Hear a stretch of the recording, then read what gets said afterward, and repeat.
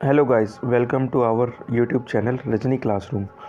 और आज के इस वीडियो में हम डिस्कस करने जा रहे हैं हमारा क्लास 10th के साइंस का chapter number 1 chemical reactions and equation के हम क्वेश्चन आंसर डिस्कस करने जा रहे हैं। और हम अपनी प्रीवियस वीडियो को ही कंटिन्यू करेंगे। हमने अभी तक हमारी प्रीवियस वीडियो के अंदर जो हमारी टेक्स्ट बुक है सीबीएसई की एनसीईआरटी की टेक्स्ट बुक है उसके हमने क्वेश्चन आंसर डिस्कस किए थे चैप्टर 1 के। और हमने अभी तक page number 6, page number 9, page number 13 की एक्सरसाइज नंबर 1 अभी तक हमने डिस्कस की है। इसके बाद हम उसी वीडियो को कंटिन्यू करेंगे और हम जो चैप्टर एंड में जो क्वेश्चंस हैं एनसीईआरटी के पेज नंबर जो चैप्टर नंबर 1 के एंड में जो क्वेश्चंस हैं उनको हम डिस्कस करेंगे। तो स्टार्ट करते हैं। स्टार्ट करने से पहले मैं चाहता हूँ आप इस वीडियो को सब्सक्राइब करें, हमारे चैनल को सब्सक्राइब करें और इस वीडियो को अंत तक देखें ताकि आप सारे के सारे क्वेश्चंस आसानी से समझ सकें और उनके सॉल्यूशन को समझकर आप अपने एग्ज़ाम्स में अच्छे नंबर सिक्योर कर सकें। कॉन्सेप्ट का समझना बहुत ज़रूरी है दोस्तों, और ताकि हम कॉन्सेप्ट को समझ के क्वेश्चनों का सही आंसर दें। हमें रट्टाफिकेशन वाला मेथड नहीं अपनाना है, क्योंकि रट्टाफिकेशन मेथड हर जगह काम नहीं आता है। तो विदाउट वेस्टिंग टाइम स्टार्ट करते हैं। तो हमारा क्वेश्चन नंबर 1 है, which of the statement is correct incorrect by following equation. हमें इस जो इक्वेशन है इसको हमें देखना है और इस इक्वेशन के बेस्ड पर जो हमारे स्टेटमेंट इनकरेक्ट हैं हमें वो फाइंड आउट करने हैं। तो हमारा इक्वेशन क्या है, ध्यान से देखेंगे। इक्वेशन है हमारी लीड है, हमारा लीड ऑक्साइड है, वो रिएक्ट कर रहा है कार्बन के साथ। तो कार्बन के साथ रिएक्ट करके वो पीबी बना है और CO2 बना है। तो पीबीओ हमारा है लीड ऑक्साइड। तो लीड ऑक्साइड हमारा क्या हुआ, पीबी में चेंज हुआ, यानी ये रिड्यूस हो गया और कार्बन डाइऑक्साइड चेंज हो गया CO2 के अंदर। तो हमारा स्टेटमेंट 1 क्या कहता है, स्टेटमेंट 1 कह रही है हमारी lead is getting reduced. Lead reduce हो रहा है? नहीं, लीड तो हमारा बना है, फाइनल प्रोडक्ट्स के अंदर आया है, तो लीड रिड्यूस नहीं हुआ है। तो पहली स्टेटमेंट तो हमारी रॉन्ग होगी। दूसरी स्टेटमेंट कह रही है कार्बन डाइऑक्साइड गेटिंग ऑक्सीडाइज्ड। अरे कार्बन डाइऑक्साइड भी तो प्रोडक्ट साइड में बना है, RHS में बना है, तो ये ऑक्सीडाइज्ड कहाँ हुई है? कार्बन हमारा ऑक्सीडाइज्ड हुआ है, कार्बन डाइऑक्साइड ऑक्सीडाइज्ड नहीं हुई है। जो हमारा कार्बन है रिएक्टेंट्स के अंदर ये ऑक्सीडाइज्ड होके CO2 बना है। तो हमारी स्टेटमेंट सेकंड भी गलत है। Carbon is getting oxidised, yes carbon oxidised हुआ है, कार्बन ऑक्सीडाइज्ड होकर CO2 बना है। Lead oxide is getting reduced, lead oxide reduce हुई है, यस लीड ऑक्साइड रिड्यूस हुई है। तो हमारे C और D हमारे करेक्ट आंसर हैं और A और B हमारे इनकरेक्ट है। तो हमें तो इनकरेक्ट फाइंड आउट करना है। तो हमारे A और B हमारे इनकरेक्ट आंसर्स हैं और हमारा ऑप्शन 1 ठीक है। समझ आया दोस्तों? चलो अगले क्वेश्चन की तरफ बढ़ते हैं। अगला क्वेश्चन कह रहा है हमें जो रिएक्शन है इसको देखना है ध्यान से, और इस रिएक्शन के बेस्ड ध्यान से देखकर ही हमें बताना है कि रिएक्शन किस टाइप की रिएक्शन है। तो हमारी रिएक्शन है Fe2O3, ये एल्युमिनियम के साथ रिएक्ट हुई है, तो हमारा Al2O3 बना रहा है और Fe बना रहा है। तो हम अगर इस रिएक्शन को अगर ध्यान से देखेंगे, थोड़ा जूम करके, तो हम ध्यान से देखेंगे कि इस रिएक्शन के अंदर जो Fe2O3 है वो क्या बन रहा है, वो रिएक्ट होके हमारा Al के साथ रिएक्ट हो रहा है और वो बना रहा है हमारा फाइनल प्रोडक्ट। क्या बना रहा है?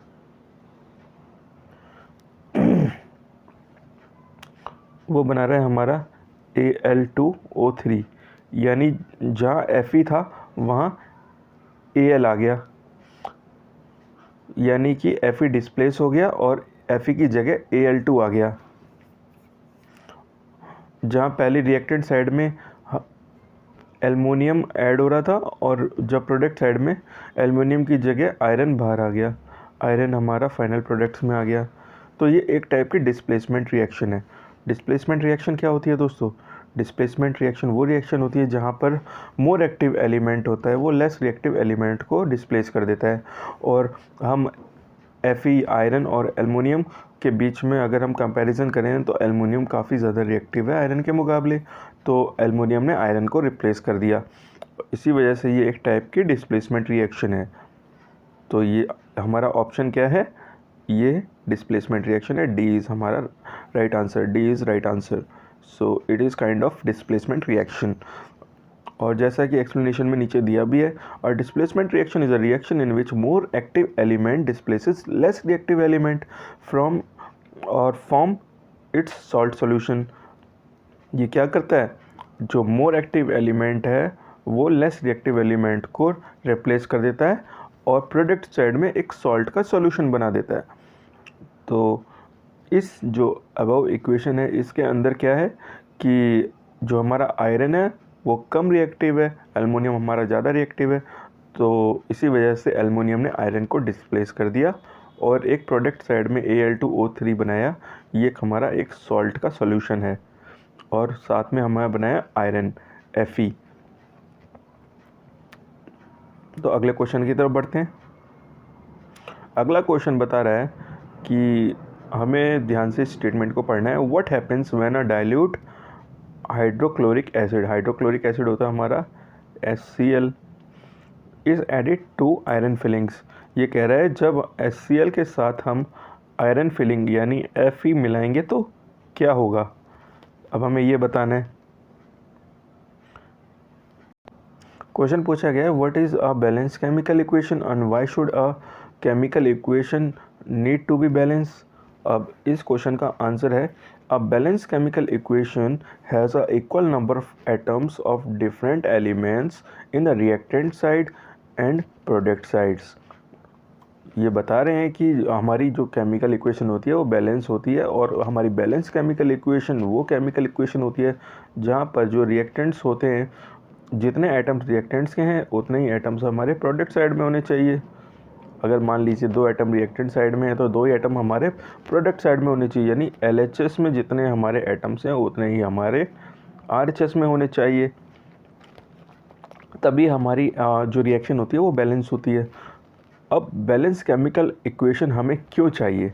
बैलेंस केमिकल इक्वेशन हमें चाहिए in order to satisfy law of conservation of matter. A balanced chemical equation is required to satisfy the law of conservation of mass. और अगर इसे दूसरी भाषा में, आसान भाषा में समझें इसी चीज़ को, तो a balance chemical equation is a equation in which the total number of atoms of each elements in the reactant side on the left side of equation is the same number of the atoms of product in right hand side. जितना भी LHS side में product होगा atoms होंगे उतने ही number atom हमारे RHS में भी होंगे। और हमें क्यों चाहिए बैलेंस इक्वेशन, तो हमारा law of conservation of matter है। It states that matter is not created और नॉट डिस्ट्रॉयड, यानी हमारा एटम्स कोई भी क्रिएट नहीं हो सकता अपने आप और कोई भी डिस्ट्रॉय नहीं हो सकता, यानी कि जितने एटम हमारे प्रेजेंट हैं किसी मैटर के अंदर उतने ही एटम होंगे, ये अपना फॉर्म चेंज कर सकते हैं। तो अगर हमारी कोई भी केमिकल इक्वेशन बैलेंस नहीं होगी इसका मतलब ये कि हमारे कुछ एटम लॉस्ट हो गए, मतलब एक साइड हमारे ज़्यादा एटम है एक साइड हमारे कम एटम है, यानी कुछ एटम्स हमारे लॉस्ट हो गए और ये पॉसिबल नहीं है। इसीलिए हमारी इक्वेशन बैलेंस होनी चाहिए। लॉ ऑफ कंजर्वेशन को फॉलो करते हुए हमें अपनी इक्वेशन को बैलेंस करना होगा। तो चलिए आगे बढ़ते हैं। अब इसका ही एग्जाम्पल दे रखा है, एक केमिकल इक्वेशन दी है ZnH2SO4। जब हम इसको रिएक्ट करेंगे तो हमारा प्रोडक्ट बनेगा ZnSO4 एंड H2। अब अगर इस इक्वेशन की बात करें तो ये हमारे रिएक्टेंट्स हो गए और ये हमारा प्रोडक्ट हो गया है। इस जितने तो रिएक्टेंट साइड और प्रोडक्ट साइड के अगर हम कंपैरिजन करें तो Zn की बात करें तो Zn में हमारे कितना Zn है रिएक्टेंट साइड में 1 और प्रोडक्ट साइड में कितना है 1। और इसी तरह हाइड्रोजन एटम की बात करें तो हाइड्रोजन एटम में कितना है यहाँ पर 2 और RHS में कितना है 2, यानी हाइड्रोजन भी बैलेंस है। अगर सल्फ़र की बात करें तो सल्फ़र कितना है रिएक्टेंट साइड में 1 और हाइड्रोजन और प्रोडक्ट साइड में कितना है 1। ऑक्सीजन कितना है 4 और प्रोडक्ट साइड में ऑक्सीजन के एटम कितने हैं 4, यानी ये एक टाइप की बैलेंस इक्वेशन है। तो हम कह सकते हैं जब रिएक्शन हुआ है और जिंक का और डाइल्यूट सल्फ्यूरिक एसिड का H2SO4 हमारा सल्फ्यूरिक एसिड होता है, जब इनका रिएक्शन होगा तो जो इक्वेशन होगी वो हमारी बैलेंस इक्वेशन बनेगी। तो चलिए आगे बढ़ते हैं अगले क्वेश्चन की तरफ। क्वेश्चन नंबर 5 है translate the following statement into the chemical reactions and balance them. जो हमें जो स्टेटमेंट दे रखी है हमें केमिकल स्टेटमेंट्स के अंदर लिखना होगा और उसे बैलेंस करना होगा। तो हमें दे रखा है, पहली जो हमारी स्टेटमेंट है उसमें दे रखा है hydrogen gas combined with nitrogen. Hydrogen gas है वो नाइट्रोजन के अंदर कॉम्बाइन होकर अमोनिया बना रही है। तो हमें पता है हाइड्रोजन हमारा डिनोट होता है H2 से, और जो नाइट्रोजन है वो N2 से होता है, और वो अमोनिया बना रही है। अमोनिया का फार्मूला होता है हमारा NH3। यानी जो हमारी फाइनल जो रिएक्टेंट्स जो केमिकल इक्वेशन बनी है वो H2 और N2 जी, ये दोनों मिला के बना रहे हैं NH3। ये तो हमारी बेसिक हमारी जो केमिकल इक्वेशन है वो है। अब हमें इसको बैलेंस करना होगा। सबसे पहले हमें देखना होगा कि N2 के कितने एटम्स हैं 2 यहाँ पर, और LHS में कितना है 1, तो हमें इधर 2 ऐड करना होगा। अब हमारे N के तो एटम बैलेंस हो गए, नाइट्रोजन के एटम तो बैलेंस हो गए, हाइड्रोजन के पर 6 हो गए, 2 3 जा 6, यानी यहाँ पर तो 6 एटम हो गए हाइड्रोजन के, तो हमें 6 एटम और रिएक्टेंट साइड में भी डालने होंगे। तो हमें यहाँ पर 3 ऐड करना होगा हाइड्रोजन के साथ। इस हिसाब से अब हम देखेंगे तो हमारी क्या इक्वेशन है वो बैलेंस हो गई है। जितने एटम हमारे हाइड्रोजन के RHS में उतने हमारे LHS में, और नाइट्रोजन के जितने एटम हमारे रिएक्टेंट साइड में उतने ही हमारे प्रोडक्ट साइड में। तो ये हमारी केमिकल इक्वेशन बैलेंस हो गई है। इसके अलावा हम अगर पार्ट बी की बात करें क्वेश्चन नंबर 5 की, तो पार्ट बी में बोल रहा है कि हाइड्रोजन सल्फाइड गैस है वो बर्न होके एयर में वाटर और सल्फर डाइऑक्साइड बना रही है। तो हाइड्रोजन सल्फाइड गैस है, इसका फॉर्मूला होता है H2S हो गया, और ये एयर के साथ बर्न हो रही है, मतलब कि वो ऑक्सीजन के साथ बर्न हो रही है।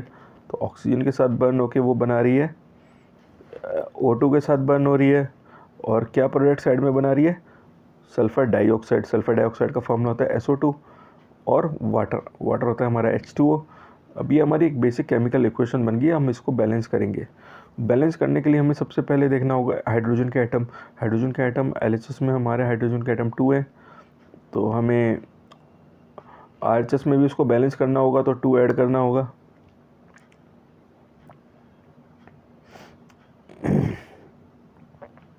ऑक्सीजन यहाँ पर 3 ऐड करना होगा, और यहाँ पर वाटर के साथ 2 ऐड करना होगा। इस हिसाब से हमारी केमिकल इक्वेशन बैलेंस हो जाएगी।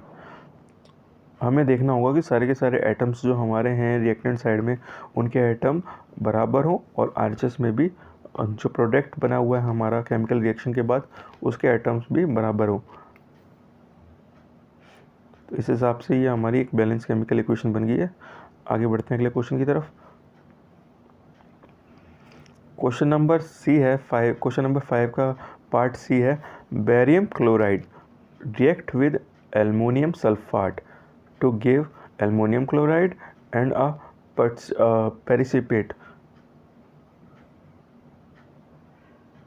प्रेसिपिटेट होता है। ये हमारा लिक्विड के अंदर सॉलिड्स होते हैं, उसको हम प्रेसिपिटेट कहते हैं। Precipitate barium sulphate. तो सबसे पहले हम बेरियम क्लोराइड का फॉर्मूला देखते हैं। बेरियम क्लोराइड होता है BaCl2, ये रहा हमारा बेरियम क्लोराइड। इसके अलावा ये रिएक्ट कर रहा है एल्युमिनियम सल्फेट के साथ कर रहा है ये, तो Al2SO3 थ्राइस, ये हमारा बेरियम सल्फेट है। इसके अलावा जब ये रिएक्ट करके क्या बना रहा है aluminium chloride AlCl3 aluminium chloride हमारा बन गया। और साथ में ये बना रहा है प्रेसिपिटेट होता है हमारा बेरियम सल्फेट है हमारा BaSO4। तो हमारी फाइनल रिएक्शन क्या बनी है, हमारी फाइनल रिएक्शन बनी है BaCl2, ये रिएक्ट कर रहा है Al2SO4 थ्राइस के साथ, और प्रोडक्ट साइड में हमारा बना रहा है AlCl3 और BaSO4 बना रहा है। ये हमारी बेसिक केमिकल इक्वेशन होगी। हम इसको बैलेंस करेंगे। बैलेंस करने के बाद जो हमारी इक्वेशन होगी वो हमारी फाइनल इक्वेशन होगी। तो हम पहले देखेंगे हमारे बेरियम के कितने, हमारे LHS और RHS में कितने। बेरियम हमारे LHS में एक है, RHS में भी एक है, ठीक है। Cl2 हमारे देखेंगे हम, Cl2 इस साइड 2 है और इस साइड हमारा 3 है। अब हमें बैलेंस करने के लिए 2 लगाना होगा इसके आगे Al के साथ, और यहाँ पे हमें Al के साथ भी कुछ ऐड करना होगा। Al2 हमारे 2 हैं, ठीक है। बेरियम हमें 3 लगाया हमने, तो हमारे पास इस साइड भी 3 लगाना होगा क्लोरीन के साथ, और इधर 3 लगाना होगा बेरियम के साथ। इस हिसाब से ये हमारी केमिकल इक्वेशन बैलेंस हो गई है, और यही बैलेंस केमिकल इक्वेशन हमारा फाइनल आंसर है। तो केमिकल रिएक्शंस के अंदर हमें इक्वेशंस को बैलेंस करना बहुत ज़रूरी है। बैलेंस हमारा इसी हिसाब से होगा, हमें एक एक एटम्स को हमें ध्यान से देखना होगा, और जितना भी हमारा LHS के अंदर वो नंबर ऑफ़ एटम या कोफिशिएंट्स होंगे उस एटम के उतने ही हमारे RHS में होने चाहिए। तो पार्ट डी है, क्वेश्चन नंबर 5 का पार्ट डी है, potassium metal reacts with water. Potassium metal हमारा होता है वो डिनोट किया जाता है के से। तो potassium metal reacts with water to give potassium hydroxide and hydrogen gas. तो पोटेशियम मैंने बताया के से डिनोट किया जाता है, और ऑक्सीजन वाटर हो गया हमारा H2O। ये क्या बना रहा है, पोटेशियम हाइड्रोक्साइड। पोटेशियम हाइड्रोक्साइड का फॉर्मूला होता है KOH प्लस H2 गैस। ये हमारी फाइनल केमिकल इक्वेशन होगी है। अब हम इसको बैलेंस करेंगे। बैलेंस करने के लिए सबसे पहले हम क्या करते हैं, हाइड्रोजन और ऑक्सीजन को छोड़ के बाकी जो एटम्स होते हैं उसको बैलेंस करते हैं। तो उसके बाद फिर हाइड्रोजन और ऑक्सीजन के एटम्स को बैलेंस करते हैं। तो सबसे पहले हम के की बात करेंगे। के यहाँ पर 2 है, यहाँ पर भी 2 है, कोई दिक्कत नहीं है। ऑक्सीजन यहाँ पर कितना है, H2 है, पर ऑक्सीजन हमारा कितना है यहाँ पर 1, क्योंकि यहाँ पर 2H2 है तो हमें यहाँ पर 4 लगाने होंगे। 4 हाइड्रोजन बनाने के लिए KOH के साथ हमें 2 ऐड करना होगा। तो हमने किया। अब हमने हाइड्रोजन के एटम बैलेंस करने के लिए हमें 2 ऐड करना पड़ा। इसी के लिए हमें जो हमारा पोटेशियम है इसके साथ भी 2 ऐड करना पड़ेगा, और ऑक्सीजन को भी बैलेंस करना होगा, उसके साथ भी 2 ऐड करना होगा। तो इसी हिसाब से अब हम देखेंगे जितने 2 के साइड और RHS में भी 2K है, ठीक है, K बैलेंस है। H2O में H देखेंगे, हाइड्रोजन देखेंगे, हाइड्रोजन कितना है यहाँ पर 4 है। 4 हाइड्रोजन हमारे RHS में भी होने चाहिए, 2 H2 के अंदर हैं, 2 हमारे QH के अंदर। हाइड्रोजन भी बैलेंस है। ऑक्सीजन की बात करें, ऑक्सीजन 2 ऑक्सीजन है LHS के अंदर, और RHS के अंदर भी 2 ऑक्सीजन होने चाहिए। 2 OH में 2 ऑक्सीजन है, यानी ये भी बैलेंस है। तो इस हिसाब से हमें के सारे एटम्स, एक एक एटम्स को देखना होगा और RHS और LHS के अंदर बैलेंस करना होगा। क्वेश्चन नंबर 6 की बात करें तो हमारा क्वेश्चन नंबर 6 है NCERT की जो पेज नंबर 13 का क्वेश्चन नंबर 6 है, वो है हमारा क्वेश्चन नंबर A की बात करें तो हमें इस जो केमिकल इक्वेशंस दे रखी हैं इसको हमें ध्यान से देखना होगा और इसको बैलेंस करना होगा। बैलेंसिंग के ही जनरली क्वेश्चंस आते हैं इस चैप्टर से, और डेफिनेशंस आती हैं, तो हमें ध्यान से बैलेंसिंग करना सीखना होगा। ये बहुत इंपॉर्टेंट है, और इस चैप्टर की जो वेटेज है वो CBSE जो हमारा पाठ्यक्रम है, सिलेबस है, उसमें 5 नंबर की वेटेज है। 5 नंबर काफ़ी इंपॉर्टेंट होते हैं, और कॉन्सेप्ट को अच्छी तरह समझ के हम 5 नंबर भी क्यों छोड़ें। तो हमारा क्वेश्चन नंबर 1 है, जो क्वेश्चन नंबर 6 का पार्ट 1 है, वो है हमारा HNO3 जब ये रिएक्ट करता है CaOH ट्वाइस के साथ। HNO3 जब रिएक्ट कर रहा है CaOH ट्वाइस के साथ, तो ये हमारा प्रोडक्ट बना रहा है CaNO3 ट्वाइस प्लस H2O। अब इसको हमें बैलेंस करना होगा। इसको बैलेंस करने के लिए सबसे पहले क्या करेंगे, हम हाइड्रोजन के एटम्स देखेंगे। हाइड्रोजन के एटम्स हम देखेंगे, इस साइड हमारे हाइड्रोजन के एटम 2 हैं, और प्रोडक्ट साइड जो रिएक्टेंट साइड है उसके अंदर हाइड्रोजन के एटम हमारे 3 हैं। तो हमें मतलब 4 बनाने होंगे हाइड्रोजन के एटम दोनों साइड में। तो 2 इस साइड से ऐड करेंगे, 2 इधर से ऐड करेंगे, और बाकी तो बैलेंस है। मतलब इसी हिसाब से हम हाइड्रोजन के एटम्स को बैलेंस करके इस रिएक्शन को बैलेंस कर सकते हैं। तो देख लीजिए, आप भी देखिए कि ये इक्वेशन हमारी बैलेंस है या नहीं है।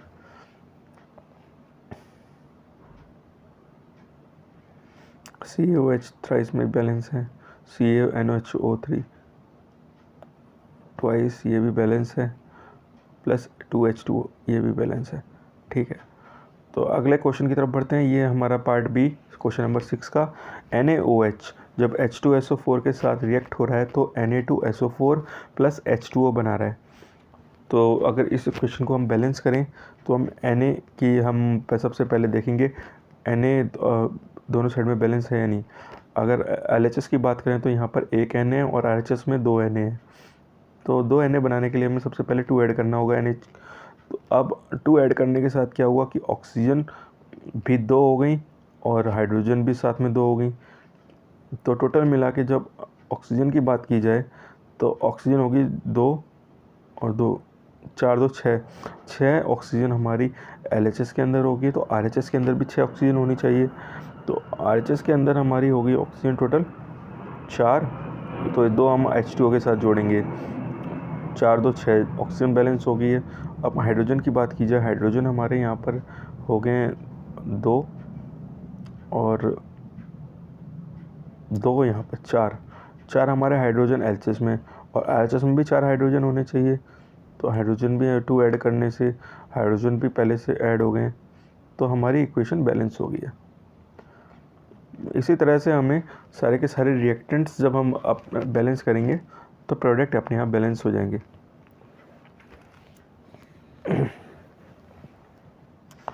क्वेश्चन नंबर 6 के पार्ट बी की सी की बात की जाए तो पार्ट सी हमारा NaCl जो हमारा कॉमन यूज़ नमक होता है, जब ये AgNO3 के साथ जब रिएक्ट हो रहा है तो ये AgCl प्लस NaNO3 बना रहा है। तो इसी हिसाब से हम अगर इसे बैलेंस करें तो देखेंगे कि ये पहले से ही बैलेंस इक्वेशन है। तो इसमें हमें कुछ ज़्यादा चेंजेस करने की ज़रूरत नहीं है, ये ऑलरेडी बैलेंस है पहले से ही। क्वेश्चन नंबर डी की बात करें, BaCl2H2SO4 जब रिएक्ट कर रहे हैं आपस में तो बना रहे हैं BaSO4 और HCl। तो अगर इसको अगर बैलेंस करें तो सबसे Ba का देखेंगे, Ba हमारा यहाँ पर भी बैलेंस है, यहाँ पर भी बैलेंस है। Cl2 इस साइड भी बैलेंस है, पर इस साइड हमारे पास Cl का 1 है, इसलिए हम 2 साथ में लगाएंगे। तो HCl के साथ 2 लगाएंगे तो RHS में कितना हुआ, 2 H हैं, और LHS में कितने हैं, 2 H हैं। तो H तो हमारे बैलेंस हो गए। S की बात करें तो S हमारे कितने हैं, एक LHS में है, एक ही हमारे RHS में है। O की बात करें, ऑक्सीजन की बात करें तो 4 हमारे एटम्स LHS में, 4 हमारे RHS में। तो 2 साथ में HCl के साथ 2 लगाने से हमारे सारे के सारे इक्वेशन हमारी बैलेंस हो गई है। तो ये केमिकल इक्वेशन हमारी बैलेंस केमिकल इक्वेशन बन गई है। तो चलिए बढ़ते हैं नेक्स्ट क्वेश्चन की तरफ।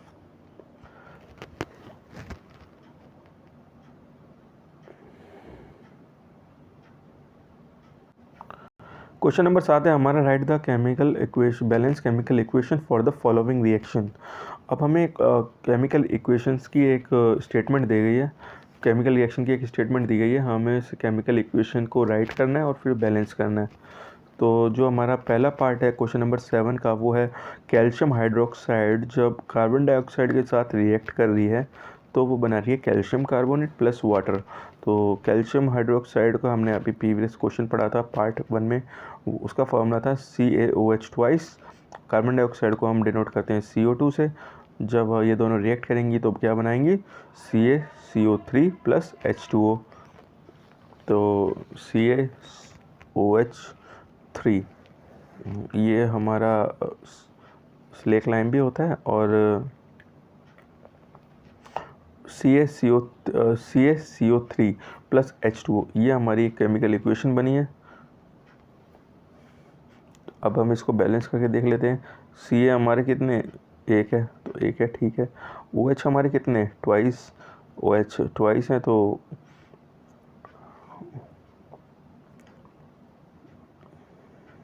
ठीक है, बैलेंस है हमारी केमिकल इक्वेशन। तो ये बैलेंस केमिकल इक्वेशन है।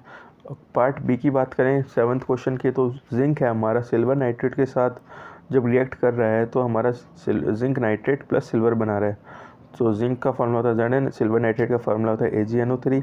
और जब ये जिंक नाइट्रेट बना रहे तो जिंक नाइट्रेट हमारा डिनोट होता है ZnNO थ्राइस और ब्रैकेट में 2 ZnO3 ZnNO3 ट्वाइस, और साथ में बना रहा है वो सिल्वर।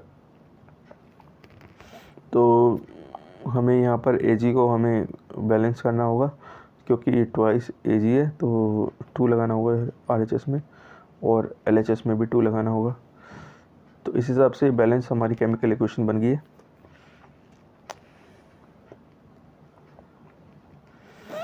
पार्ट सी की बात करें तो एल्युमिनियम कॉपर है, जो एल्युमिनियम है हमारा Al, ये कॉपर क्लोराइड के साथ मिलकर बना रहा है एल्युमिनियम क्लोराइड प्लस कॉपर। तो एल्युमिनियम है ये मिल रहा है कॉपर क्लोराइड के साथ CuCl2 के साथ, और एल्युमिनियम क्लोराइड हमारा फाइनल प्रोडक्ट साइड में है AlCl3 और कॉपर, और बना रहा है लास्ट में कॉपर। तो हमें इसको बैलेंस करना होगा, सिंपल केमिकल इक्वेशन है। अगर हम इसको बैलेंस करें, सबसे पहले हम Al देखेंगे। Al हमारा एक इस साइड है और एक हमारा RHS में भी है, एल्युमिनियम में भी ठीक है। कॉपर की बात करें तो कॉपर हमारा कितना है RHS में, एक इस साइड है एक इस साइड है, ठीक है, कोई दिक्कत नहीं है।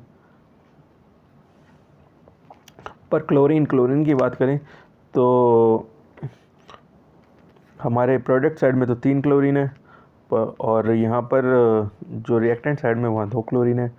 तो दोनों को बैलेंस करने के लिए हमें 2 ऐड करना पड़ेगा Al के साथ RHS में, और 3 ऐड करना पड़ेगा हमें रिएक्टेंट्स में, यानी 6 अब इस साइड हो जाएंगे क्लोरीन के, अब 6 इस साइड हो जाएंगे। और इसीलिए हमें अब हमारे कॉपर हमारे कितने हो गए, ज़्यादा हो गए। तो कॉपर को बैलेंस करने के लिए हमें 3 ऐड करना पड़ेगा कॉपर के साथ, और साथ में 2 ऐड करना पड़ेगा एल्युमिनियम के साथ। इस हिसाब से एल्युमिनियम के हो गए हमारे 2 एल्युमिनियम के RHS में है, कॉपर के हमारे 3 हो गए, तो कॉपर भी हमारा बैलेंस हो गया। क्लोरीन हमारे 6 LHS में 6 RHS में, तो ठीक है, LHS हमारा RHS के बराबर हो गया। तो ये हमारी केमिकल इक्वेशन बैलेंस हो गई है।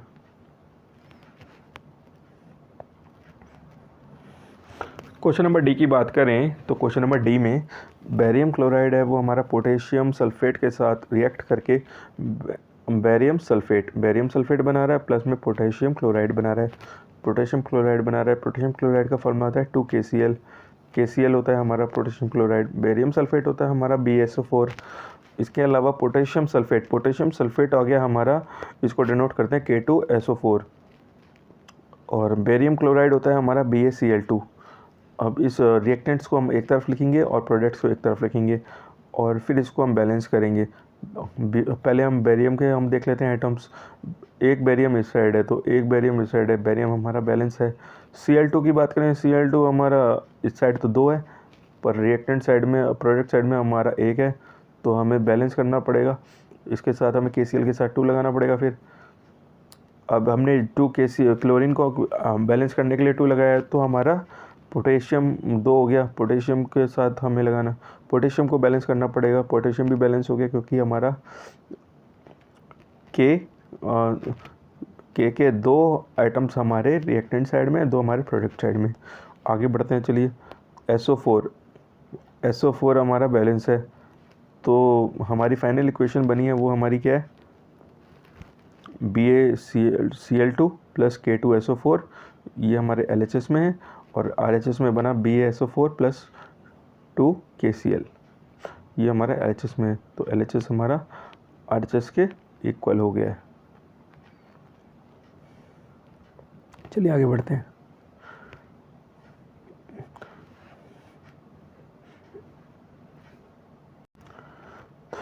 तो क्वेश्चन नंबर 8 है, right the balance chemical equation for the following question and identify the type of reaction in each case. तो हमें क्या करना है, सबसे पहले इस क्वेश्चन जो हमारी स्टेटमेंट दे रखी है इसको हमें पढ़ना है। इसके साथ हमें इस क्वेश्चन को पढ़ के हमें केमिकल इक्वेशन लिखनी है, और केमिकल इक्वेशन फाइंड आउट करनी है किस टाइप की केमिकल इक्वेशन है। सो पार्ट ए की तरफ बढ़ते हैं हम। पार्ट ए हमारा पोटेशियम ब्रोमाइड है हमारा, जिसको हम डिनोट करते हैं KBr से, और ये जब रिएक्ट कर रहा है बेरियम आयोडाइड होता है BaI2, और ये दोनों जब रिएक्ट कर रहे हैं तो क्या बना रहा है हमारा पोटेशियम आयोडाइड Ki और बेरियम।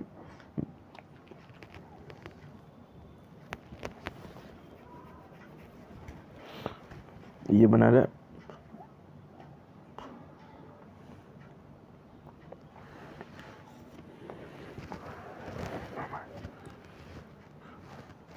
तो ये किस टाइप की रिएक्शन है। हम देखेंगे कि हमारा जो के है वो आयोडीन के साथ मिल गया, और बी है हमारा ब्रोमाइड है वो बेरियम के साथ मिल गया। तो ये एक टाइप की डबल डिस्प्लेसमेंट रिएक्शन है। तो डबल डिस्प्लेसमेंट रिएक्शन का ये हमारी डबल डिस्प्लेसमेंट रिएक्शन है, और क्योंकि दो आइटम्स हैं वो एक दूसरे को रिप्लेस कर रहे हैं। पार्ट बी की तरफ बढ़ते हैं। पार्ट बी हमारा जिंक कार्बोनेट है। ये जब रिएक्ट कर रहा है जिंक ऑक्साइड के साथ तो ये बना रहा है कार्बन डाइऑक्साइड। सॉरी, ध्यान से पढ़ेंगे, ये गलती होने के चांसेस होते हैं कई बार, तो ध्यान से देखेंगे। क्वेश्चन नंबर 8 का पार्ट बी, जिंक कार्बोनेट है वो रिड्यूस्ड हो रहा है, इसमें एक ही प्रोडक्ट है रिएक्टेंट साइड में, ये रिड्यूस्ड हो रहा है, ये रिड्यूस्ड होकर जिंक ऑक्साइड बना रहा है और कार्बन डाइऑक्साइड बना रहा है। तो जो हमारा जिंक कार्बोनेट है इसका फॉर्मूला होता है ZnCO3। यही अटूट के यानी सब डिवीज़न हो रहा है जिंक कार्बोनेट का, ये जिंक ऑक्साइड बना रहा है और कार्बन डाइऑक्साइड बना रहा है। जिंक ऑक्साइड हमारा Zn होता है, कार्बन डाइऑक्साइड CO2 होता है, और जब ये डिकम्पोज हो रहा है तो ये बना रहा है ZnO और CO2। और साफ पता चल रहा है कि एक फाइनल रिएक्टेंट है वो डिकम्पोज होकर दो प्रोडक्ट्स के अंदर चेंज हो रहा है, तो यानी कि वो रिड्यूस हो रहा है, डिकम्पोज हो रहा है, तो it kind of decomposition reaction. तो question number 8 B answer is it is kind of decomposition reaction because the reactant is decomposed into sub parts of reactants। तो क्वेश्चन नंबर आगे बढ़ते हैं। क्वेश्चन नंबर देखते हैं कौन सा क्वेश्चन है। क्वेश्चन नंबर 8 का सी पार्ट है हमारा hydrogen gas plus chlorine gas, ये दोनों रिएक्ट करके क्या बना रही है HCl।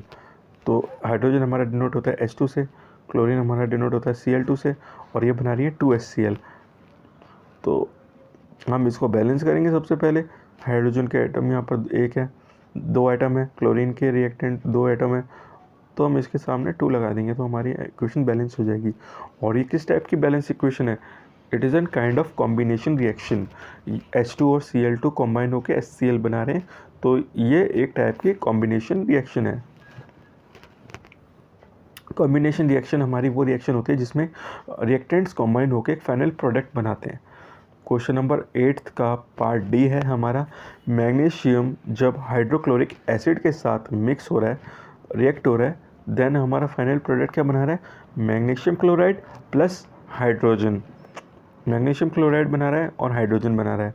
तो मैग्नीशियम का फॉर्मूला होता है Mg, हाइड्रोक्लोरिक एसिड होता है हमारा HCl, मैग्नीशियम क्लोराइड हम डिनोट करते हैं MgCl2 से, और हाइड्रोजन होता है हमारा H2।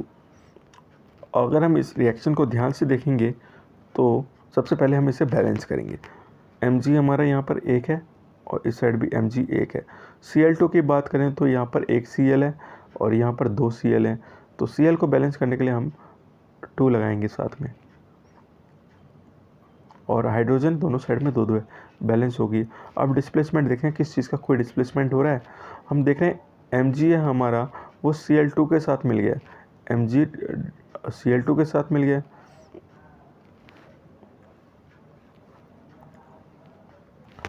Mg हमारा Cl2 के साथ मिल गया और H2 हमारा बाहर आ गया। तो ये एक टाइप की डिस्प्लेसमेंट रिएक्शन है। हमें पता है Mg होता है वो हाइड्रोजन से ज़्यादा रिएक्टिव होता है, तो एक्टिव जो मोर एक्टिव एलिमेंट होता है वो लेस एक्टिव एलिमेंट को रिप्लेस कर देता है। और H2 तो वैसे भी नोबल गैस होती है, तो Mg रिएक्ट करके डिस्प्लेस कर रहा है H को और MgCl2 बना रहा है।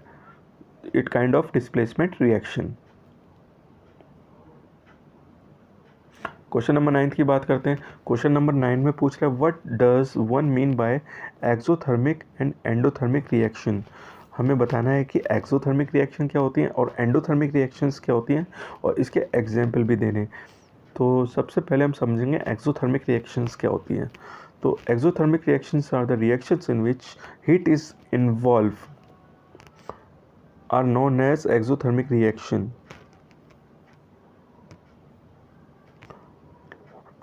मतलब कि इवॉल्व, जिसके अंदर से हीट इवॉल्व होती है, बाहर निकलती है, उसे हम एक्सोथर्मिक रिएक्शंस बोलते हैं।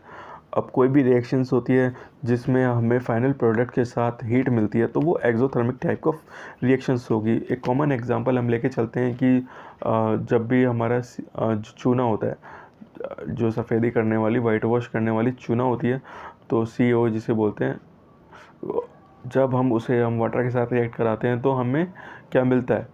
चूना पानी मिलता है, साथ में हीट मिलती है बहुत ज़्यादा। तो ये काइंड ऑफ एक्सोथर्मिक रिएक्शंस होती हैं। और अगर एग्जाम्पल की बात करें, रिटर्न एग्जाम्पल हमारा है, हमने तो सिंपल एग्जाम्पल लिए हैं। जब हम कार्बन को ऑक्सीजन के साथ रिएक्ट कराते हैं तो CO2 मिलता है प्लस हीट मिलती है। ये भी एक एक्सोथर्मिक टाइप के रिएक्शन का एग्जाम्पल है। अगर सेकंड एग्जाम्पल की बात की जाए तो नाइट्रोजन हमारी गैस होती है, जब हम हाइड्रोजन के साथ उसे मिलाते हैं तो हमें NH3 मिलती है। NH3 मिलती है, साथ में हीट मिलती है। NH3 हमारा अमोनिया होता है और साथ में हीट मिलती है। तो ये दो टाइप की जो रिएक्शंस हैं ये एक्सोथर्मिक टाइप ऑफ रिएक्शंस हैं। एंडोथर्मिक टाइप ऑफ रिएक्शंस क्या होती हैं?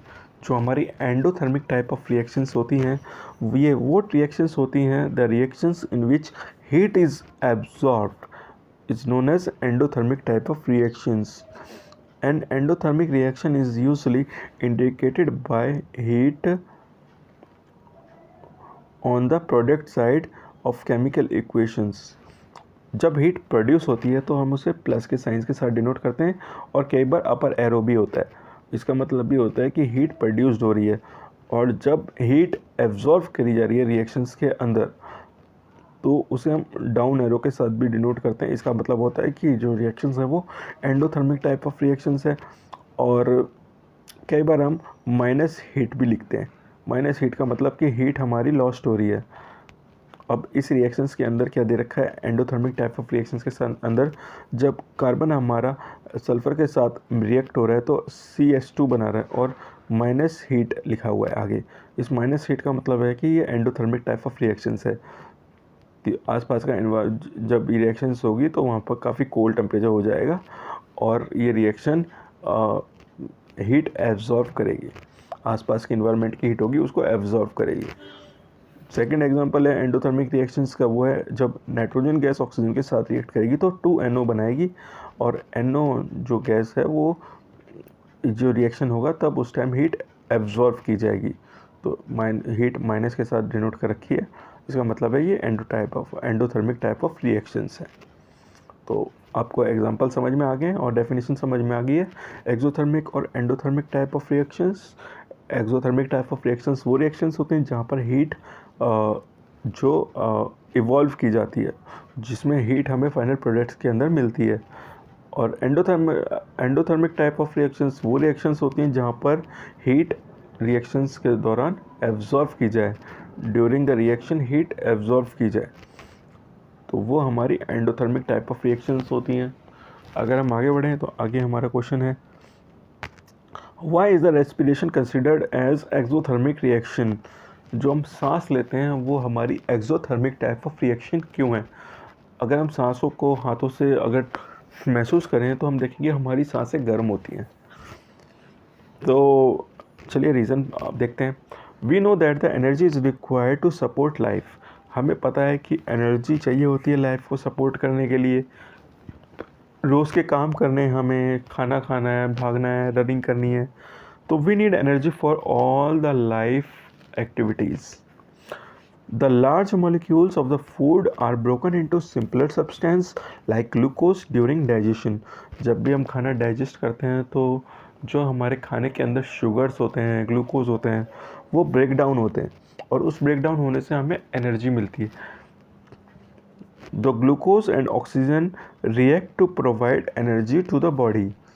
जब ग्लूकोज फूड के अंदर जो हमारा ग्लूकोज होता है ऑक्सीजन के साथ रिएक्ट करता है, जो हम ऑक्सीजन इनटेक करते हैं उसके साथ रिएक्ट करता है, तो वो एनर्जी प्रोवाइड करता है. This reaction is the combination reaction name as respiration. In the whole process energy released, so respiration is considered as exothermic reaction. तो ये क्या है कि ये एक्सोथर्मिक रिएक्शंस होती हैं, एनर्जी रिलीज़ होती है ग्लूकोज के साथ. जब ऑक्सीजन मिलता है तो ब्रेक डाउन होता है ग्लूकोज का और हीट एनर्जी रिलीज़ होती है.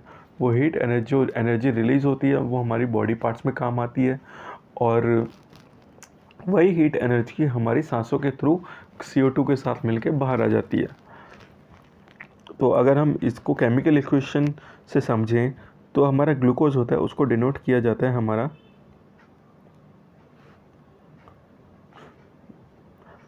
C6H12O6 से. ये हमारा ग्लूकोज होता है. जब ग्लूकोज के साथ ऑक्सीजन मिलती है तो ऑक्सीजन मिलके क्या बनाता है वो 6CO2 कार्बन डाइऑक्साइड बनाता है और H2O बनाता है और प्लस एनर्जी बनाता है. एनर्जी हमारी बॉडी पार्ट्स के अंदर यूज़ हो जाती है और CO2 हमारे सांस से बाहर आ जाता है. H2O सांस के साथ जो मॉइस्चर होता है वो होता है, पसीने के फॉर्म में आ जाता है. जब हम एक्सरसाइज करते हैं हमारी हीट बॉडी को हीट की ज़रूरत होती है, एनर्जी की ज़रूरत होती है, वो हमें ग्लूकोज से मिलती है. और जो पसीना वगैरह निकलता है वो हमारा H2O की फॉर्म में आ जाता है बाहर और साथ में हीट बाहर आती है बॉडी से, तभी तो पसीना निकलता है. तो it's a kind of exothermic reaction.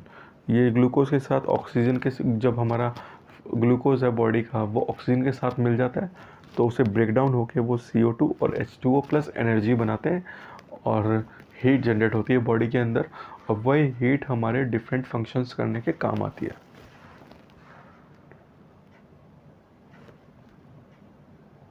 तो चलिए अगले क्वेश्चन की तरफ बढ़ते हैं. Why are the decomposition reactions called opposite of the combination reaction? Write the equations for these reaction. आप ये बता रहे हैं जो डिकम्पोजिशन रिएक्शंस होती हैं वो कॉम्बिनेशन रिएक्शंस के अपोजिट क्यों होती हैं. Why these are the opposite of combination reactions. इसका एग्जाम्पल दीजिए.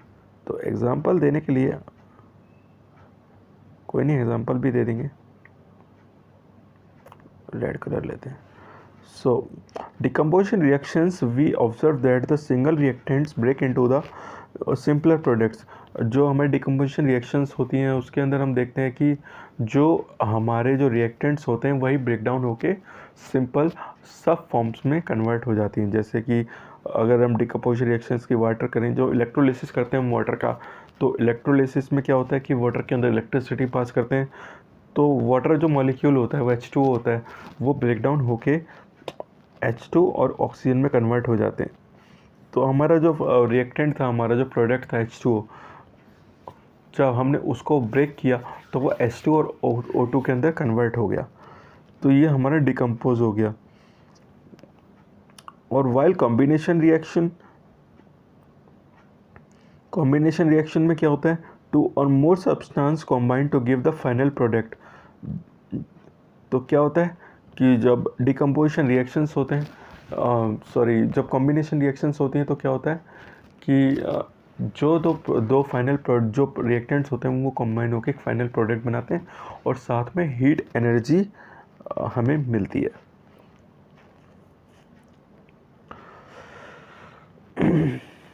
तो एक तो ये डिफरेंस हो गया कि जो हमारा डिकम्पोजिशन रिएक्शंस होते हैं उसको हमें ब्रेक डाउन करने के लिए हीट प्रोवाइड करनी पड़ती है. जब हम उसे एक्सटर्नल हीट प्रोवाइड करेंगे तभी वो टूट के सब प्रोडक्ट्स के अंदर कन्वर्ट होंगे.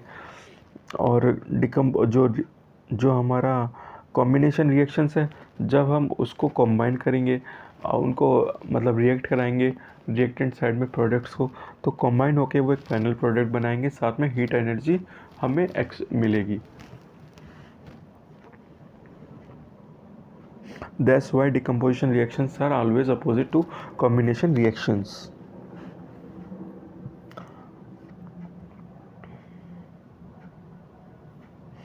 क्वेश्चन नंबर 12 है हमारा. Write down one of the equation for each decomposition reactions where energy is supplied in form of heat. Light और इलेक्ट्रिसिटी। अभी हमने जैसे प्रीवियस क्वेश्चन में ही पढ़ा है, डिकम्पोजिशन रिएक्शंस होती हैं, उसके अंदर जब हम एक्सटर्नल एनर्जी प्रोवाइड करते हैं तभी वो ब्रेक डाउन होती हैं। और वो एक्सटर्नल एनर्जी हमारी हीट के फॉर्म में हो सकती है, लाइट के फॉर्म में हो सकती है, एनर्जी के इलेक्ट्रिसिटी के फॉर्म में हो सकती है। तो सबसे पहले हम एक डिकम्पोजिशन रिएक्शंस का एग्जांपल देंगे जिसमें हम हीट प्रोवाइड कर रहे हैं। अब CaCO3 है, हमारा कैल्शियम कार्बोनेट है। जब हम इसे हीट प्रोवाइड करेंगे तो वो ब्रेक डाउन होगा, CO के अंदर आज कन्वर्ट हो जाएगा प्लस O2 के साथ कन्वर्ट हो जाएगा। तो ये हमारी पहली डिकम्पोजिशन रिएक्शंस है। इसमें हमने एक्सटर्नल एनर्जी हीट को प्रोवाइड की है। जब हीट की मौजूदगी में जब हमने ब्रेक डाउन किया CaCO3 का, तो ये CO के साथ कन्वर्ट हो गया प्लस CO2 के साथ कन्वर्ट हो गया। अब दूसरा एग्जांपल है हमारा AgBr का। AgBr को जिसे हम सिल्वर ब्रोमाइड भी बोलते हैं, जब हम लाइट के प्रेजेंस में हम इस रिएक्ट करेंगे AgBr को, तो हमें मिलेगा Ag जो हमारा सिल्वर होता है प्लस ब्रोमाइड Br। तो यहाँ पर हमें एक्सटर्नल एनर्जी किस फॉर्म में प्रोवाइड करी हमने, लाइट के फॉर्म में। और तीसरी डिकम्पोजिशन रिएक्शंस है H2O। जब H2O को हम इलेक्ट्रिसिटी प्रोवाइड करेंगे तो भी H2 और O2 के एटम्स में कन्वर्ट हो जाएगा। तो हम एक्सटर्नल एनर्जी हम लाइट की फॉर्म में, इलेक्ट्रिसिटी की फॉर्म में हम प्रोवाइड करा रहे हैं। इसे हम इलेक्ट्रोलिसिस ऑफ वाटर भी बोलते हैं इस प्रोसेस को। तो ये क्वेश्चन काफ़ी इंपॉर्टेंट क्वेश्चन है और यही एक डिफरेंट लैंग्वेज के अंदर भी पूछा गया था 2015 में CBSE दिल्ली के अंदर। तो क्वेश्चन की लैंग्वेज इस टाइप में थी, decomposition reactions require energy in form of heat, light of electricity for breaking down the reactants. तो हमें ऐसी रिएक्शंस लिखनी है और जहाँ पर हीट सब प्रोवाइड की जाए, हीट के फॉर्म में, लाइट के फॉर्म में और इलेक्ट्रिसिटी के फॉर्म में एक्सटर्नल एनर्जी प्रोवाइड की जाए रिएक्टेंट्स को ब्रेक करने के लिए। तो दोस्तों हमें ये याद रखना है, हमें कॉन्सेप्ट समझना है, रेक्टिफिकेशन नहीं करना है, क्योंकि क्वेश्चन पूछने के बहुत सारे मेथड्स होते हैं, पर आपको अगर कॉन्सेप्ट पता है तो आप अपना एक ही सॉल्यूशन अपने अच्छे वे में आप किसी भी टाइप में क्वेश्चन घुमा के आपको पूछा जाए आप दे सकते हो। तो हमें कॉन्सेप्ट समझना होगा। अब ये दोनों के क्वेश्चंस हैं, इन दोनों के सेम मीनिंग है, बट एक की लैंग्वेज काफ़ी टफ करके दे दिया, एक को आप डायरेक्ट पूछा गया आपसे। तो आपको ये समझना होगा और समझ के सही आंसर देना होगा। क्वेश्चन नंबर 13 है, what is the difference between the displacement and double displacement reaction, write down the equation for these reaction. हमें डिस्प्लेसमेंट और डबल डिस्प्लेसमेंट रिएक्शंस के बीच में डिफरेंस बताना होगा और इनके एग्जांपल देने होंगे। तो डिस्प्लेसमेंट रिएक्शंस हमारी क्या होती हैं, displacement reactions are the reaction a more reactive element और metal displaces less reactive metal from its solution. अब जैसे नीचे एग्जांपल दे रखा है FeCuSO4 का। FeCuSO4 जब आपस में रिएक्ट करते हैं तो ये Cu प्लस FeSO4 बनाएंगे। तो हम देखेंगे आयरन है वो CuSO4 के अंदर जब रिएक्ट कर रहा है तो आयरन Cu को डिस्प्लेस कर रहा है। Iron is more reactive than Cu copper. तो आयरन SO4 के साथ मिलके Cu को डिस्प्लेस कर रहा है, तो ये एक सिंगल डिस्प्लेसमेंट रिएक्शन है हमारी। तो in this above equation it is displacement reaction where the iron displaces copper from its solution. In double displacement reaction, two reactants in the solution exchange their ion. For example, अब double displacement reactions क्या होता है कि यहाँ पर जो single product Fe जो हमारा डिस्प्लेस हो रहा है, डबल डिस्प्लेसमेंट में टू मेटल्स होते हैं, वो आपस में एक दूसरे को डिस्प्लेस करते हैं। अब एग्जांपल लेंगे AgNO3 का। AgNO3 को जब NaCl के साथ रिएक्ट कराएंगे तो AgCl प्लस NaNO3 बना रहा है। तो Ag डिस्प्लेस होके वो Cl के साथ मिल गया, यहाँ देखिए, और Na वो NO3 के साथ मिल गया, NaNO3 के साथ मिल गया, यानी यहाँ पर दो प्रोडक्ट एक दूसरे के साथ मिल गए। जो पहले NaCl के साथ Na था उसकी जगह AgCl हो गया, और जहाँ AgNO3 था रिएक्टेंट साइड में, वो सोडियम के साथ मिलके NaNO3 बन गया है। तो it is kind of double displacement reaction. Double displacement reaction में क्या होता है, reaction in which where the silver nitrate sodium and chloride sodium chloride exchange Cl minus ion and NO3 minus ion between them।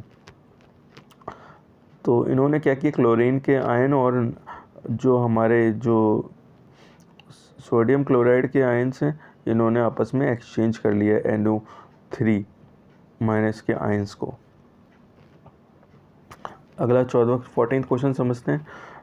Refining of the silver, recovery of the silver from the silver nitrate solution involve displacement by the copper metal.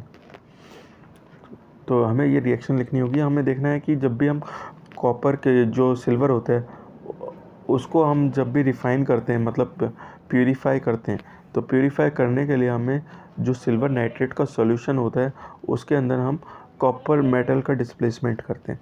Copper metal की मदद से हम जो हमारा जो silver nitrate होता है उसको हम प्यूरीफाई करते हैं। तो ऐसा हम कैसे क्यों करते हैं हमें ये लिखना होगा और इसकी हमें एक केमिकल इक्वेशन भी लिखनी होगी। तो in refining the silver the recovery of silver from the silver nitrate solution involve displacement by the copper metal. जब हमारा जो सिल्वर नाइट्रेट होता है AgNO3, जो सिल्वर नाइट्रेट होता है, जब हम इसके साथ कॉपर को रिएक्ट कराएंगे तो हमारा CuNO3 ट्वाइस बनाएगा जिसे हम कॉपर नाइट्रेट बोलते हैं। और साथ में हमें जो सॉल्यूशन होता है, सॉल्यूशन के अलावा जो बॉटम में मिलता है वो हमें मिलता है Ag सिल्वर हमें अलग मिल जाता है और कॉपर हमारा AgNO3 के साथ रिएक्ट करके Ag को सॉलिड फॉर्म में कन्वर्ट कर देता है और CuNO3 ट्वाइस कॉपर नाइट्रेट हमें अलग सॉल्यूशन में मिल जाता है। तो इस रिएक्शन को हम ध्यान से देखेंगे और समझेंगे। क्वेश्चन नंबर 15 है हमारा, what do you mean by the precipitation reaction, explain by given example. Precipitation reactions होते हैं हमारी reaction in which soluble ions in the separate solution are mixed together in form of insoluble compound that settle out in the solution as a solid। अब क्या होता है कि precipitation होती है जिसके अंदर क्या होता है कि दो रिएक्टेंट्स होते हैं लिक्विड फॉर्म में आपस में मिक्स हो जाते हैं और एक फाइनल प्रोडक्ट बनाते हैं जिसके बॉटम में, जिसके सॉल्यूशन के अंदर सॉलिड होता है वो बॉटम में सेटल डाउन होता है। तो इसका एग्जाम्पल है एक्वस सिल्वर नाइट्रेट होगी, मान लीजिए AgNO3 when added of the solution of KCl potassium chloride. AgNO3 जब हो गया हमारा, जो KCl के साथ हम जब रिएक्ट कराते हैं तो हमारा एक डिस्प्लेसमेंट रिएक्शन होता है जिसमें AgCl बनता है और KNO3 बनता है। जो AgCl होता है वो हमारा सॉलिड फॉर्म में बॉटम में कलेक्ट हो जाता है और KNO होता है वो लिक्विड फॉर्म में हमारा एक्वस में बना रहता है। तो जो सिल्वर नाइट्रेट है हमारा, जो AgCl है, is formed a solid which is observe at the precipitation.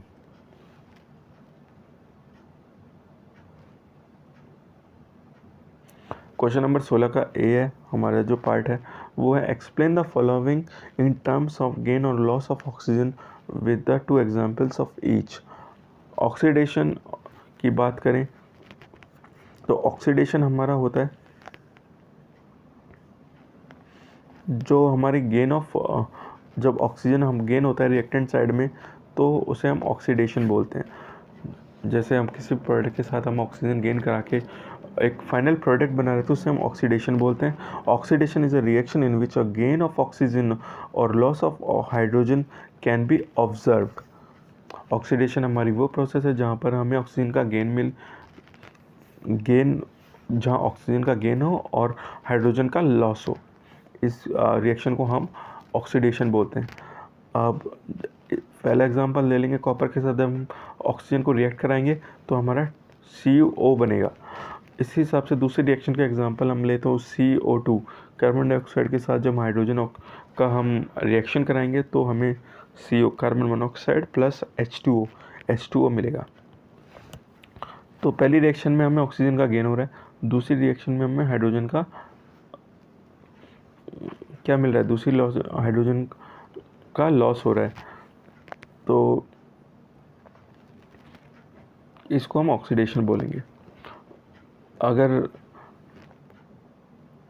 Loss of oxygen की बात की जाए तो इस प्रोसेस को हम बोलते हैं reduction. The reaction in which loss of oxygen or gain of hydrogen can be observed is known as reduction process. Reduction reaction, अब ऐसी रिएक्शन जहाँ पर ऑक्सीजन का लॉस हो और हाइड्रोजन का गेन हो, इस रिएक्शन को हम बोलेंगे रिडक्शन प्रोसेस. अब पहला एग्जांपल लेंगे CO. जब CO होता है, जब हाइड्रोजन के साथ मिलेगा तो क्या बनाएगा, Cu प्लस H2O. यहाँ पर हाइड्रोजन का रिडक्शन, यहाँ पर हाइड्रोजन का क्या हो रहा है, हाइड्रोजन का गेन हो रहा है, तो ये बन गया CO प्लस H2. तो फाइनल प्रोडक्ट में हो रहा है Cu प्लस H2O. और दूसरी रिएक्शन में देखेंगे ZNO, जब हमारा ऑक्सीजन के साथ मिल रहा है तो Zn प्लस CO. यहाँ पर ऑक्सीजन का लॉस हो रहा है, तो हमारा जो फाइनल प्रोडक्ट बना है वो जिंक प्लस CO. तो it's kind of reduction process. ये एग्जांपल हैं हमारे रिडक्शन रिएक्शंस के. और ऊपर एग्जांपल हमें दे रखे हैं, ये दो हमारे फाइनल जो एग्जांपल हैं वो हमारे ऑक्सीडेशन के हैं. ऑक्सीडेशन में क्या होता है, ऑक्सीजन का गेन होता है, हाइड्रोजन का लॉस होता है. और रिडक्शन में क्या होता है, ऑक्सीजन का हमारा लॉस होता है, हाइड्रोजन का हमारा गेन होता है.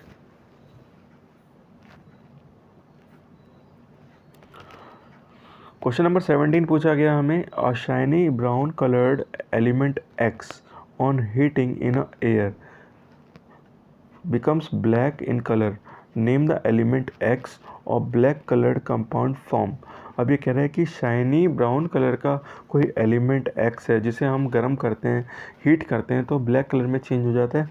तो हमें बताना है उस एलिमेंट X का क्या नाम है और ब्लैक कलर का कंपाउंड जो फाइनली बर्न करके मिला है उसको हम क्या बोलेंगे. तो shiny brown element is copper. On heating in air it becomes blackish in colour. जब कॉपर को हम एयर में जब हम बर्न करते हैं तो CO के अंदर चेंज हो जाता है और ये ब्लैकिश कलर में होता है. इसे हम कॉपर ऑक्साइड बोलते हैं. तो जो हमारा फाइनल प्रोडक्ट है कॉपर ऑक्साइड, ये ब्लैक कलर में होता है. और जब हम इसे हीट करते हैं एयर के फॉर्म में तो कॉपर होता है वो ऑक्सीजन के साथ, कॉपर होता है वो हमारा शाइनी कलर में होता है, शाइनी ब्राउन कलर में होता है. हमें पता है जब हम ऑक्सीजन के साथ हम उसे बर्न करेंगे तो CuO बनेगा. क्वेश्चन नंबर 18 है, why do we apply paint on iron articles. हम आयरन के आर्टिकल्स के ऊपर पेंट क्यों अप्लाई करते हैं. तो इसका एग्जाम्पल है और कॉमन सेंस की बात है, जो आयरन के ऊपर हम पेंट इसलिए अप्लाई करते हैं क्योंकि एक लेयर चढ़ जाती है एक पेंट की जो कोरोजन होने से, रिडक्शन होने से, रस्टिंग होने से आयरन को बचाती है. कई बार हम ग्रीसिंग भी करते हैं. To prevent iron from rusting paint, to prevent iron from rusting, किसी भी आयरन के आर्टिकल्स को रस्टिंग से बचाने के लिए हम उस पेंट अप्लाई करते हैं. और after applying the paint iron articles are not in contact with the moisture. एक बार हम जब पेंट या फिर एक ग्रीसिंग की लेयर या कोई भी पेंट की लेयर ऊपर चढ़ा देते हैं आयरन आर्टिकल्स के, तो ये लेयर होती है ये डायरेक्ट मॉइस्चर के या फिर एयर के कॉन्टैक्ट में आयरन को बचाती है, जिसकी वजह से क्या होता है, रस्टिंग होने के चांसेस कम होते हैं और रस्टिंग प्रिवेंट हो जाती है. जो क्रोजन होता है, जो रस्टिंग होती है, जो जंग लगना होता है, ये कम हो जाता है. और अगर हम काफ़ी लंबे टाइम तक इसको बचा के बार बार पेंट करते रहें तो काफ़ी लंबे टाइम तक वो आर्टिकल्स की लाइफ चल जाती है. क्वेश्चन नंबर 19 है, oil and fat are containing food items are flushed with nitrogen, why. जो भी हमारे ऑयल और फैट कंटेनिंग फूड आइटम्स होते हैं लाइक चिप्स हो गए, कुरकुरे हो गए, या कोई भी पैक्ड आइटम्स होते हैं, जो फ्राइड आइटम्स होते हैं जो पैक्ड होते हैं पैकेट्स के अंदर, जैसे फ्राइज़ होगी, बिस्किट्स वगैरह होगी, इसको हम ऑक्सीजन के साथ, उस पैकेट के साथ हम ऑक्सीजन फिल करते हैं. क्यों करते हैं. We know that the nitrogen is insert gas. हम नाइट्रोजन के बारे में जानते हैं, नाइट्रोजन हमारी इनर्ट गैस होती है. It does not react with oil and fat containing food. ये ऑयल एंड फैट में जो जिन खानों के अंदर ऑयल एंड फैट होता है उसके साथ रिएक्ट नहीं करती है. While other gases like oxygen react with oil and fat. Oxygen होती है वो ऑयल एंड फैट के साथ रिएक्ट करती है. Containing food make them rancid, और फूड के साथ रिएक्ट करके ये उसे सड़ा देती है. Hence to remove oxygen and prevent food from acidity, they are flushed with nitrogen. हमारे फूड को बचाने के लिए, उसके अंदर एसिडिटी कम करने के लिए हम उसे नाइट्रोजन से फिल करते हैं। और अगर दूसरे लैंग्वेज में इसको आंसर दिया जाए, packing fat and oil containing foods in nitrogen gas can prevent rancidity.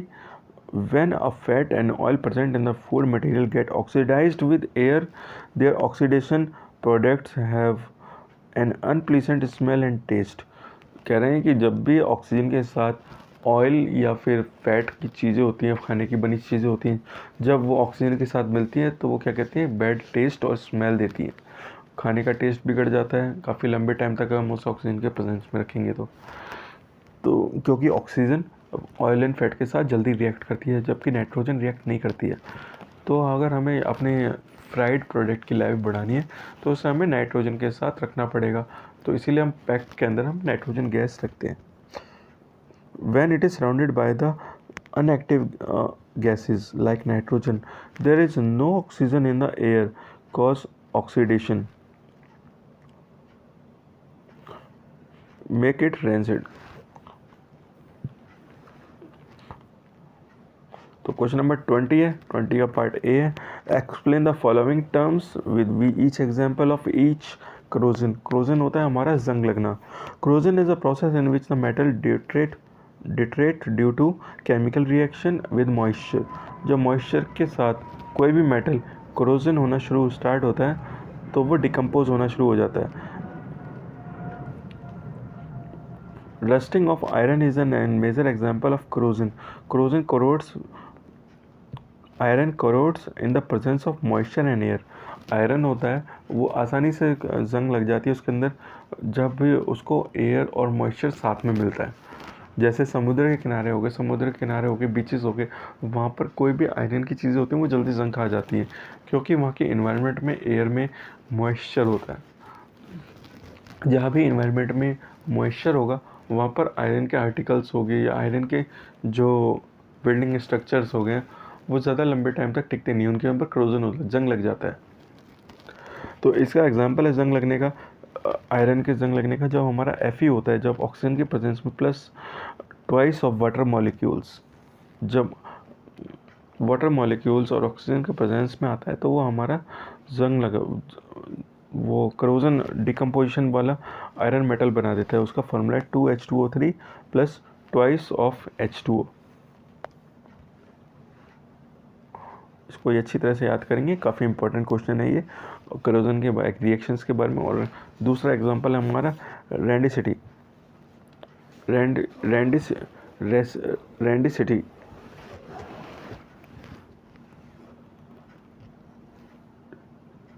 Rancidity का एग्जांपल है हमारा the process of oxidation of fats and oils which noticed by change of color, smell and taste is known as rancidity. rancidity क्या होता है कि oxidation होता है जब भी ऑयल्स का, फैट्स का, तो इन प्रेजेंस ऑफ ऑक्सीजन जो ऑक्सीजन के प्रेजेंस में जब डिकम्पोजिशन या फिर ऑयल फैट का जो ऑक्सीडेशन होता है उसको हम बोलते हैं रैंसिडिटी कैसे पहचाना जाता है? अगर खाने में हमारे ऑयल फैट्स के अंदर स्मेल आ रही हो, उसका टेस्ट बिगड़ गया हो या उसका कलर चेंज हो गया हो तो इसको ही हम रैंसिडिटी बोलते हैं। एग्जांपल हो गया जैसे बटर हो गया, अगर हम इसको ओपन एटमॉस्फेयर में रखेंगे तो इसका टेस्ट, इसका कलर, इसकी स्मेल चेंज हो जाएगी।